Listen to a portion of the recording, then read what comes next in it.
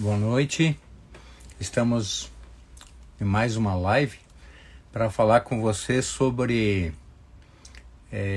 técnicas que vocês podem usar na massoterapia. Meu nome é Rubens Balesto, sou diretor da Escola SOS Corpo, sou massoterapeuta há mais de 40 anos, também tenho fisioterapia. Queria conversar com vocês sobre algumas técnicas que a gente pode usar junto com a massagem, né? Bom, o curso de massagem é um curso onde você aprende a fazer massagem terapêutica, você aprende a limpar a musculatura, a resolver esses problemas de dores locais, etc., né? Contudo, na nossa profissão de massoterapeuta, existem algumas dores que são um pouco mais difíceis de tratar. E é isso que eu queria conversar com vocês hoje, né? Por exemplo, quem de nós que trabalhamos com massagem não se deparou ainda com dores no ombro?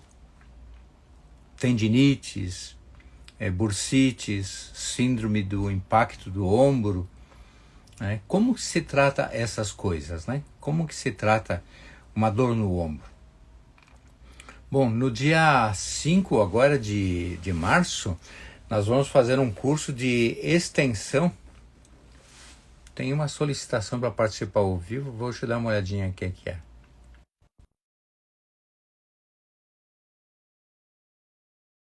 Falar nesse curso. Então eu vou falar sobre tendinite mesmo, né? Sobre como é que a gente trata uma tendinite.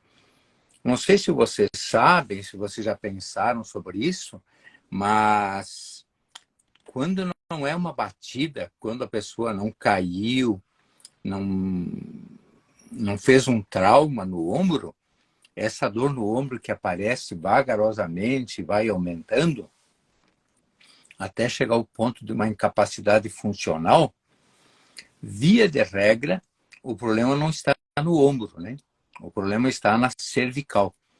Então, todo massoterapeuta deveria entender um pouco sobre a coluna vertebral, né?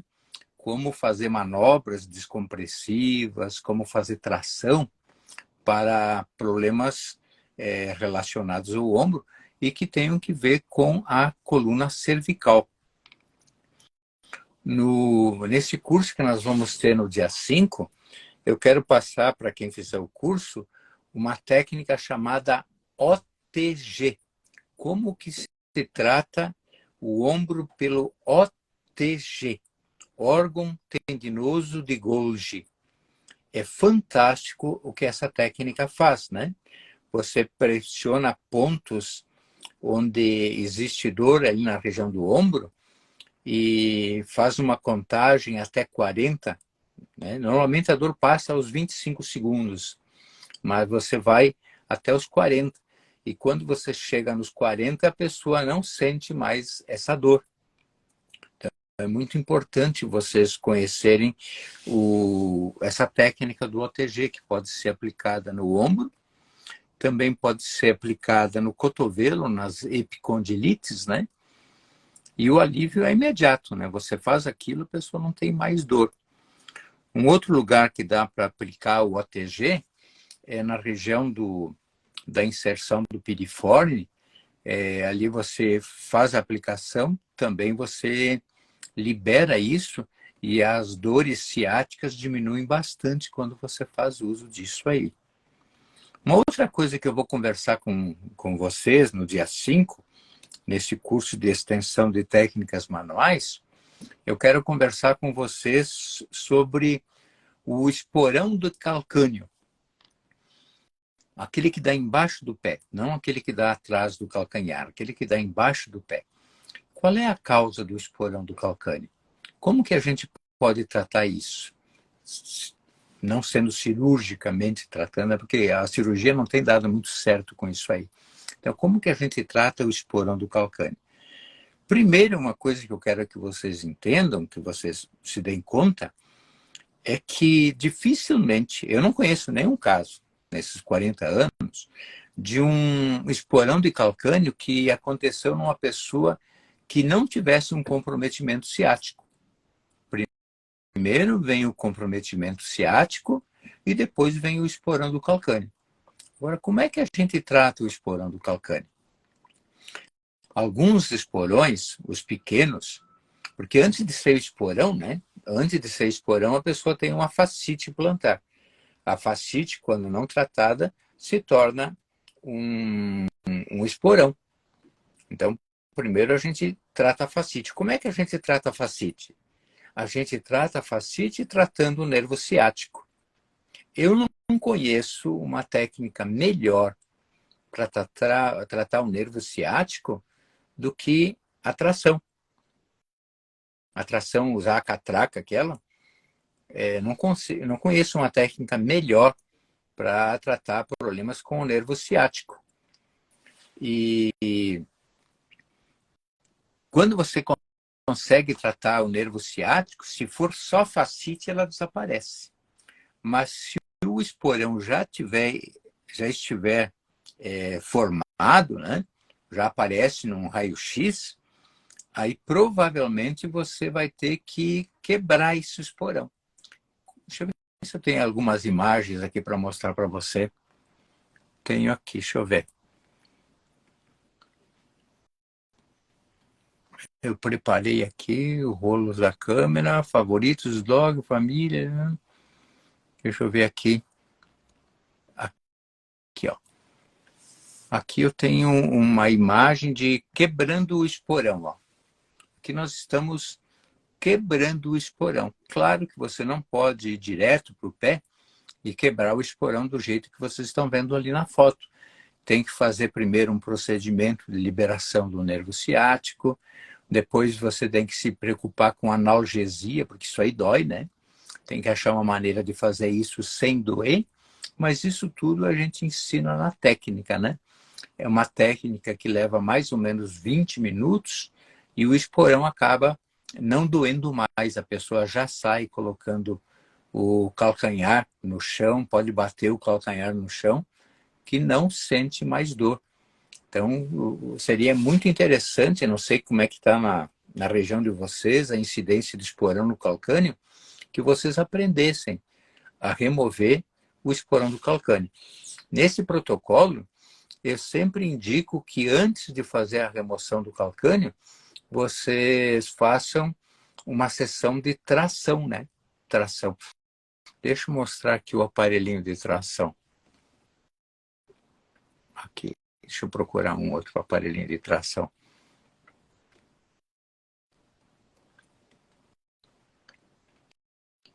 Tá aqui.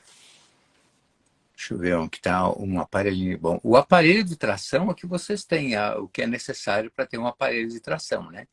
Os cintos, o rolo, o gancho, a corrente, a catraca, né? Vocês podem montar esse aparelho de tração ou vocês podem comprar ele prontinho, já todo costurado, todo prontinho para instalar na maca, né?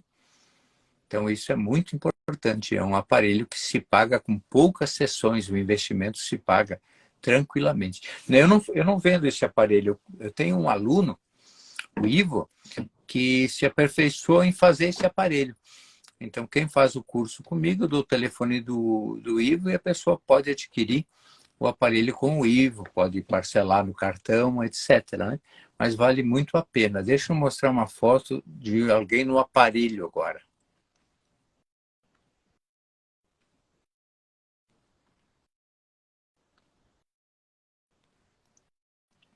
Aqui, ó. Essa foto aqui. Essa aqui foto, claro que não é bem assim que a gente coloca a pessoa no aparelho, né? A pessoa vai com toalhas para evitar que a faixa comprometa muito a circulação, né? Normalmente, essa faixa dá muito formigamento nas pernas por causa da pressão que ela oferece aos vasos sanguíneos que descem para a perna. Então, a gente minimiza um pouco isso, né? Através de toalhas, né? Toalhas. A gente coloca toalhas. No total, a gente usa 7 toalhas, né? 2 nas pernas, 2 nos braços, uma na cabeceira para proteger a maca, uma em cima do rolo que está embaixo dos joelhos e outra na ponta da mesa, né? Então, a gente usa um kitzinho de 7 toalhas. E o tempo que a pessoa fica nesse aparelho de tração varia, né? De 15 a 25 minutos. A gente chegou a esse tempo porque com 15 minutos nesse aparelho, você só consegue liberar a quinta raiz lombar. Se você tiver, e normalmente a pessoa tem um problema na quinta e um problema na quarta raiz também, você já vai precisar de um pouco mais de tempo, vai precisar de 20 minutos. Quando a pessoa, se você olha uma ressonância magnética e você vê um problema na terceira lombar, ou a pessoa se queixa de dores na virilha, ou dores no joelho, você vai precisar de 25 minutos. Eu não passo de 25 minutos dos meus tratamentos. Eu acho que 25 minutos é um tempo apropriado para você liberar as 3 últimas raízes sem correr um risco de comprometer a circulação de uma maneira um pouco mais séria, né?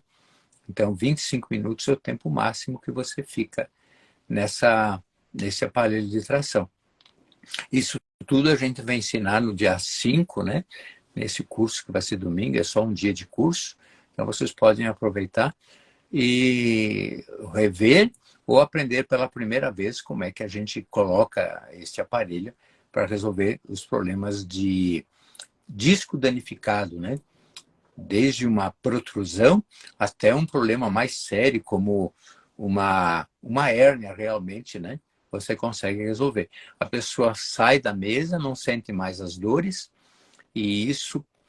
Eu estou trabalhando com uma sessão, mas eu sempre aconselho quem trabalha comigo a pedir 4 sessões para resolver um problema de hérnia de disco, né? Claro que tem aqueles casos mais sérios, onde não dá para resolver mais com isso aí, né? Aí, quando não dá mais com isso aí, dificilmente a pessoa vai escapar de uma cirurgia. Mas enquanto dá, ela faz isso aí e consegue se sentir bem e vai levando a vida com cuidados, né? Provavelmente ela não entre mais no quadro de precisar de uma cirurgia da região lombar, de um problema de hérnia de disco, né? Deixa eu mostrar para vocês uma ressonância aqui, para vocês verem, por exemplo, o tempo, né? Deixa eu procurar aqui o rolo da câmera. Sexta-feira. Por exemplo, essa ressonância que eu vou mostrar aqui para vocês, ó. Ali está mostrando o quinto disco lombar, já tem um disco danificado, né? Já tem um disco danificado. No quarto, já tem uma hérnia, né? Já tem uma hérnia. Então, no mínimo, essa pessoa teria que ficar 20 minutos na catraca. Mas se vocês olharem o terceiro disco lombar, já está escurinho, ele também está comprometido. O único disco que ali não parece estar comprometido é o segundo. Mas o terceiro e o quarto e o quinto estão comprometidos. Eu não posso garantir que esse estágio, como está o quarto disco, vocês consigam resolver com a catraca. Eu acho que vai ser bem difícil resolver com a catraca. Isso aí é cirúrgico, né? Mas se não fosse esse quarto disco, o terceiro e o quinto, vocês conseguem resolver de uma maneira satisfatória, tirando a pessoa daquela crise, se vocês fizerem a catraca de 25 minutos. 25 minutos. Podem fazer a massagem antes, comecem sempre com água, vão aferir a pressão arterial, depois vocês vão fazer a catraca.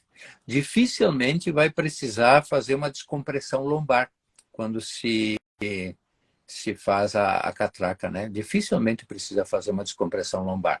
Mas se precisar, vocês podem fazer uma descompressão lombar para liberar as facetas ali nessa região. Uma outra coisa que eu vou conversar com vocês na quinta-feira, deixa eu mostrar para vocês uma outra imagem aqui. Uma coisa, não sei como é que está na região de vocês, mas aqui tem muito disso aqui, ó.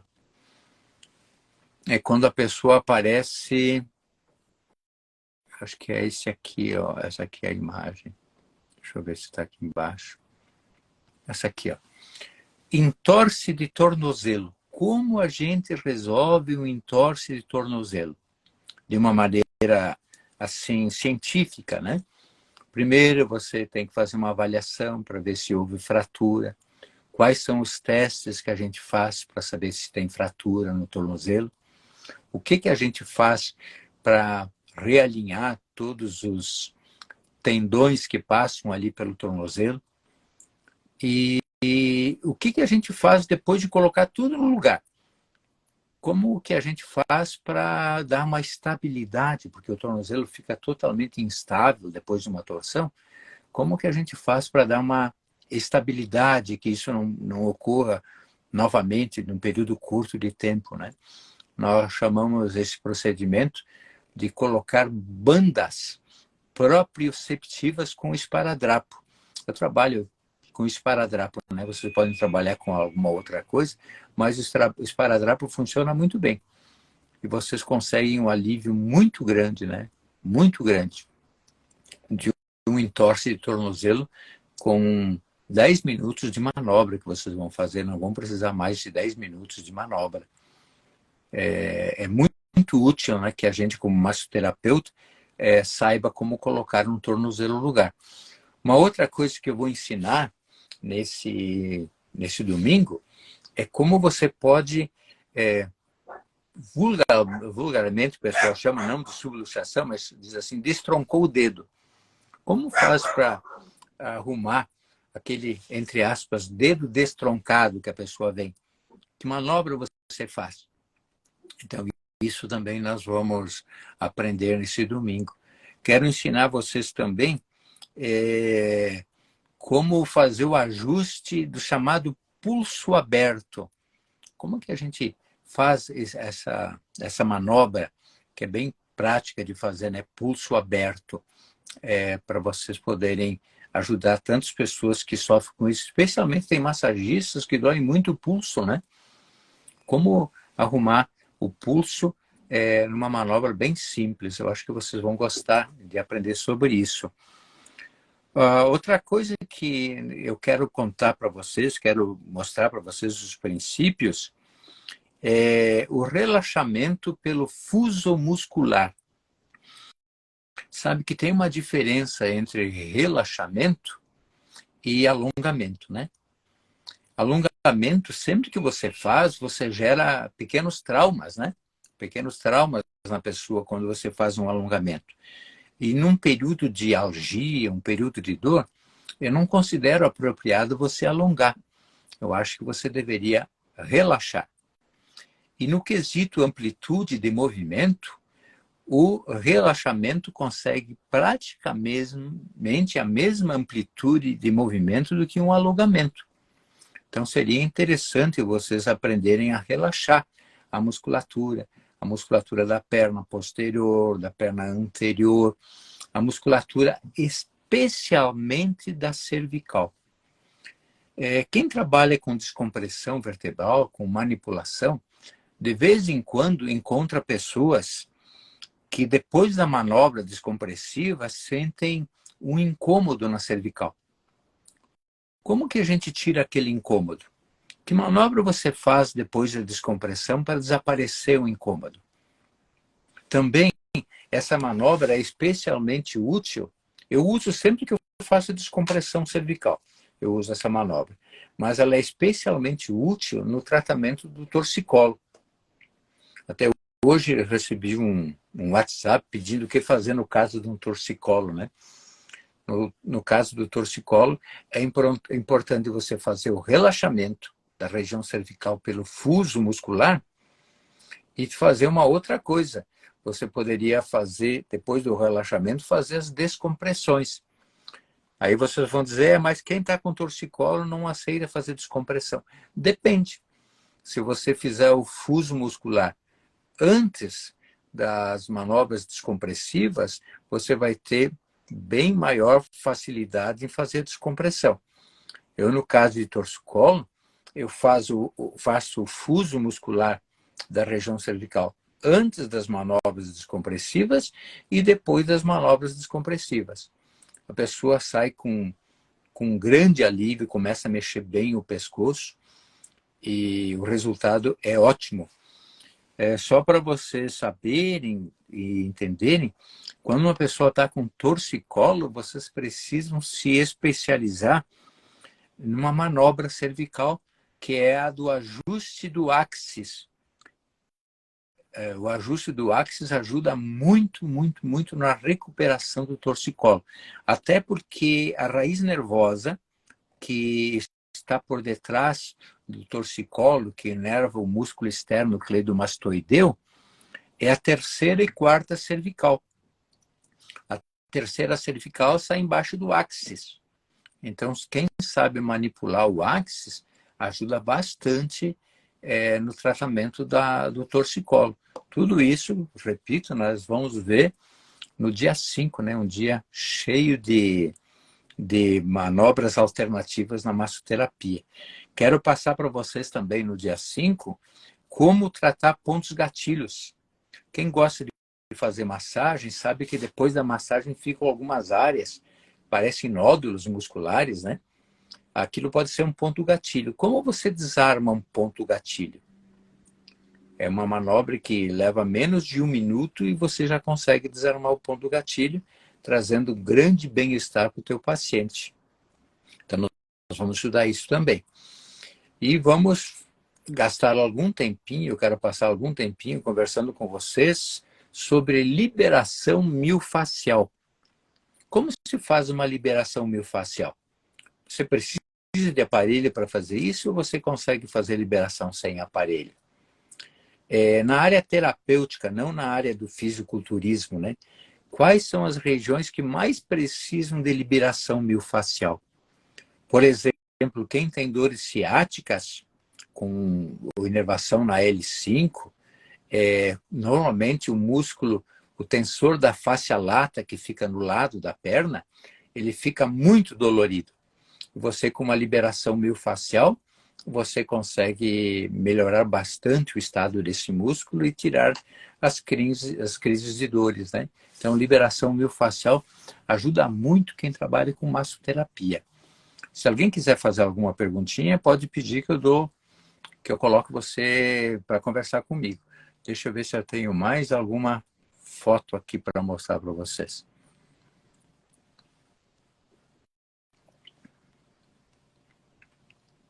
Sexta-feira.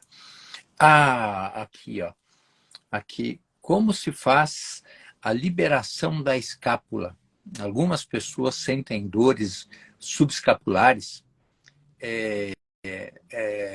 por causa de uma aderência da escápula com as costelas, né? Como se faz a liberação da escápula? Que tipo de manobras nós podemos usar? Horário, anti-horário, elevação, depressão, adução, abdução, báscula, né? Então a gente vai treinar isso. De repente, entre os colegas que vão fazer o curso, nós vamos encontrar alguém que tenha uma escápula colada, né? Como que a gente libera isso? Então, é mais alguma coisa que nós vamos aprender neste curso. Já falei das epicondilites, deixa eu ver se tem mais alguma coisa para falar com vocês. Vamos ver aqui.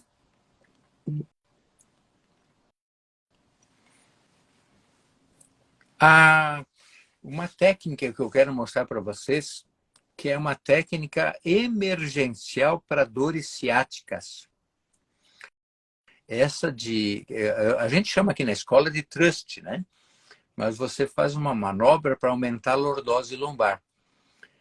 A gente usa isso aí também depois da catraca. A vantagem bom, isso, quando uma pessoa está com dor ciática, você fizer essa manobra que nós vamos praticar em sala de aula, a dor ciática passa na hora. A diferença de fazer isso com catraca ou sem catraca é a duração dessa manobra, né? Quando você faz assim, porque você não tem a catraca ainda, você pode usar. Aí você vai aprender quanto tempo a gente fica nessa manobra, quantas vezes a gente faz. E quando ela dura uns 2 dias, 3 dias, mas dá para tirar a pessoa da crise. Agora, quando você faz com catraca, uma sessão, assim, uma semana a pessoa não tem mais dor, daí ela faz uma outra sessão na próxima semana, no máximo, né? Eu não conheço um caso que precisou mais de 4 sessões para a pessoa não ter, sessões, né? Para a pessoa não ter mais dor ciática. Não sei como é que está a incidência de dor ciática na região de vocês, né? Mas aqui dá muito, né? Quem me procura é por causa do ciático. Outro dia me procuraram por causa do ombro, mas a maioria, né, 90% dos casos é por causa do problema ciático e você consegue resolver. Nessa sessão você faz massagem, não precisa ser uma massagem corporal, você faz uma massagem nas costas, no máximo você vai fazer mais das costas, vai fazer uma massagem na perna, aí você vai colocar a pessoa na catraca, que vai 25 minutos, se precisar você vai fazer alguma descompressão e você terminou o tratamento de um problema muito sério que poucas pessoas estão conseguindo resolver. Mesmo o pessoal da quiropraxia não está conseguindo resolver tão rapidamente o problema de disco danificado como a gente consegue quando a gente usa a catraca, sabe? Usa a catraca. Então, comecem a pensar seriamente no prontuário de vocês, na consulta de vocês usarem a catraca, né? Vai ajudar bastante nos resultados. Bom, gente, era isso que eu queria conversar com vocês. Convido todos, então, dia 5 de março, é um domingo, começamos às 8h30 da manhã, vamos até às 5 da tarde, só com intervalo para o almoço, e vamos aprender bastante, vamos estudar bastante, vocês vão ficar impressionados. Tem apostila, tem entrega de certificados, e esperamos contar com a presença de vocês. Muito obrigado a todos e até sexta-feira que vem.